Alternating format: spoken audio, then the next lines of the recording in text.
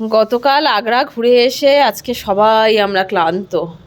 এই যে ব্রেকফাস্টে আজকে ব্রেড অমলেট আর চা। কেন দাঁড়া, একটু টাইম লাগবে, এটা হ্যাং হয়ে যায় তো। আচ্ছা এবার বল, কালকের ধকলটা আজকে সকাল থেকে কি একটু শরীরটা ঠিক আছে? আমার শরীরের কিছু হয়নি, আমার খুব সুন্দর, আমি I am enjoying very much. কালকে যে সারাটা দিন গেছে, অ্যাকচুয়ালি দিল্লিতে ঘুরতে গেলে রোদ পথ থাকেই, এখানকার তো ওয়েদারটা না, বাট এই মার্চ মাসটা is the best month for enjoying Delhi UP, মানে আউটসাইড এরিয়া অ্যান্ড দিল্লি।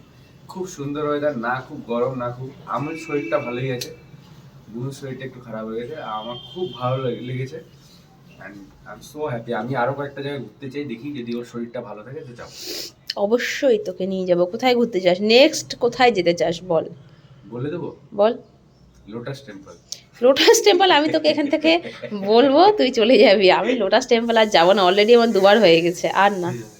গতকাল রাতে সত্যি কথা আসার পরে, আসা অবধি ঠিক ছিল, আমাদের মেন প্রবলেমটা হয়ে গেছিলো মেট্রো স্টেশনে। মেট্রো স্টেশনে আমরা এত বেশি মানে কনফিউজ হয়ে গেছিলাম ওখানটার থেকে, আর মেট্রো কোন ধার থেকে কিভাবে যাবে না যাবে কিছু বুঝতে পারছিলাম না। 1 ঘন্টা ওখানে দাঁড়িয়ে থেকে তারপরে মেট্রো স্টেশন থেকে বাইরে এসে তারপরে আমরা গাড়ি নিয়েছি, ক্যাব নিয়েছি। তো ওখানটাতে প্রায় 1-1.5 ঘন্টার মতন সময় নষ্ট হয়েছে আমাদের।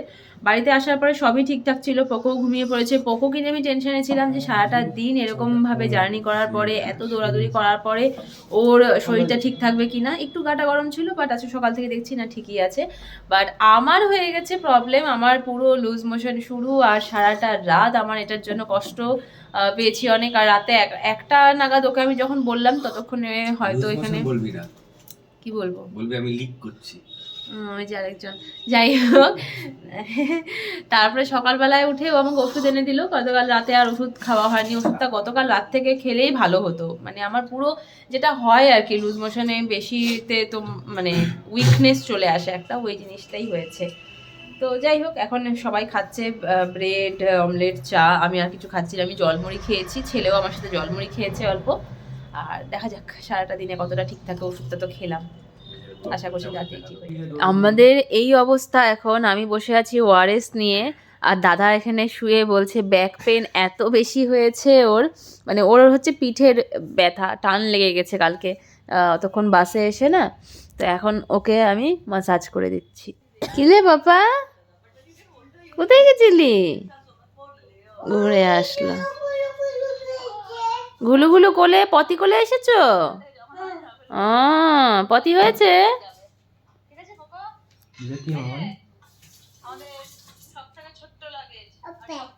কি এটা? এই লাগেজটা কি? পোকোটা কি গো? আমি চিনি না, আমাকে দেখো। পোকো মাম্মা। চিনি না, আমাকে দেখো তো কে পোকো? কোনটা পোকো, কোনটা? এটা কে? এটা তো এখানে দেখলে, আমি কোথায় পাবো? কালকের বাদে আজকে একদম সাদামাটা খাবার, বাটার দিয়ে ভাত, তার সাথে আলু সেদ্ধ মাখা আর অমলেট। সকাল থেকে এই চলছে, মানে কিছুতেই শরীর ঠিক হচ্ছে না। লুজ মোশনটা ঠিক হয়ে গেছে ওষুধ খাওয়ার পরে, কিন্তু উইকনেসটা যাচ্ছে না। দাদা আর প্রীতম গেছিলো পপুকে নিয়ে একটু পার্কে, পার্ক বন্ধ, এখন আবার রিটার্ন চলে এসেছে। ওআরএস নিয়ে কোথায় গেছিলে? কোথায় গেছিলে ওআরএস আনতে? আরে বাবালে, মামাকে বলছিস কথাটা?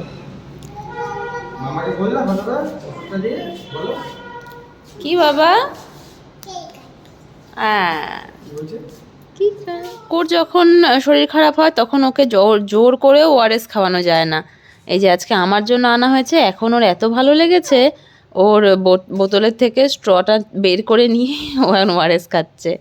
ভালো বাবা, খাও খাও খাও, এ নাও খাও।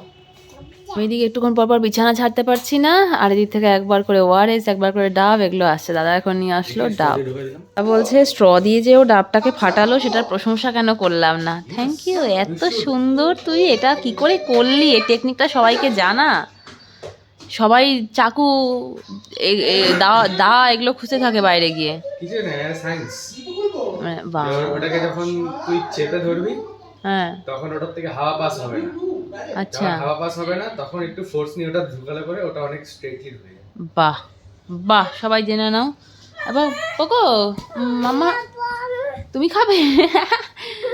ও দৌড়ে দৌড়ে আসছে সিমরান আগেই ইফতার লেকে बोलो थैंक यू এই তো ছবি তুলে নে अभी कुछ नहीं है अरे अब मेरे लिए कुछ नहीं है आज मेरा तबीयत ठीक नहीं है প্রীতম বেরিয়ে গেল অফিসে এখানটাতে মামা ভাগ্নে দুজনের চলছে খেলা সেই একজন আরেকজনকে খোঁচিয়েই যাচ্ছে একবার দাদা পক্ষকে খোঁচায় একবার পক্ষ দাদাকে খোঁচায় এখন যাবো আমি একটু সিমরানদের ঘরে ওই মানে বেশ কিছুদিন ধরে না মানে আমি ওদের ঘরে যাওয়ার টাইমই পাচ্ছি না স্পেশালি দাদা আসার পর থেকে তো এখন দাদা একটু মুভি দেখছে তো আমি ভাবলাম যেটা পক্ষে নেই ওদের ঘর থেকে ঘুরে আসি এখন রাত 11:30 আমার তো আলু সিদ্ধ ভাত আছে দাদাকে বলেছিলাম বাইরে থেকে কিছু একটা খেয়ে নিতে ও একটা সোয়ারমা খেয়েছে তাই না একটা সোয়ারমা খেয়ে এসেছে আর আসার সময় একটা পিৎজা নিয়ে এসেছে তো এখন পিৎজাটা ওই খাবে বাট আমি ভেবেছি একটা স্লাইস এখান থেকে নেব আমি আর পকো দুজনেই একটা আধা আর বল তোর কি হয়েছে বল সেটা জানি সকাল সকাল বলা হয়ে গেছে আমার